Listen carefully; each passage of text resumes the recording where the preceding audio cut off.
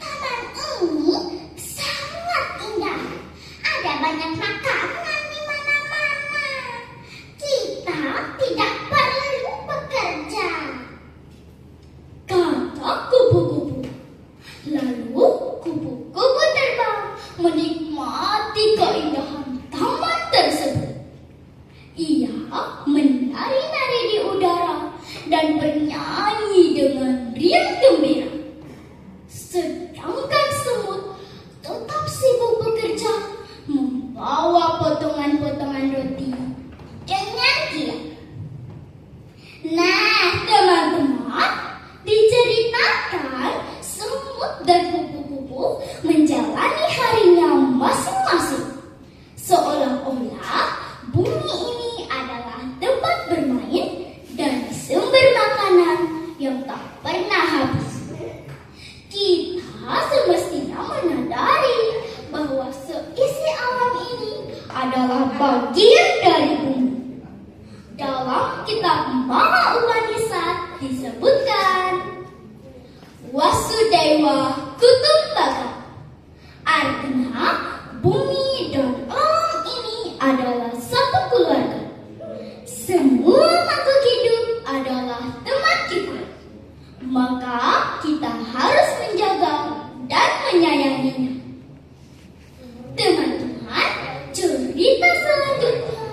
Di saat kupu-kupu sedang asik menghisap manusia madu rumah, ia melihat seekor belalang yang sedang melompat dari pucuk daun. Ia pun mengajak belalang bermain. Mereka kemudian bermain dan bernyanyi sepanjang hari. Tiba-tiba, di saat mereka sedang asik bermain, kupu-kupu melihat semut yang masih bekerja. Belalang, lihatlah semut. Ia selalu bekerja dan bekerja terus. Bahkan saat ada banyak makanan untuk dimakan. Benarkah?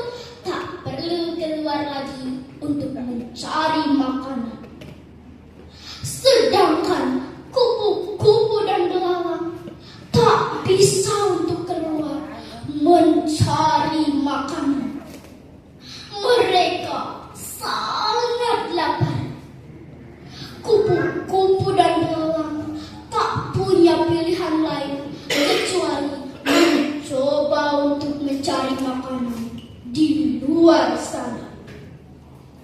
Sayangnya, kupu-kupu dan belalang kemudian terjatuh ke genangan air dan hanyut terbawa arus banjir.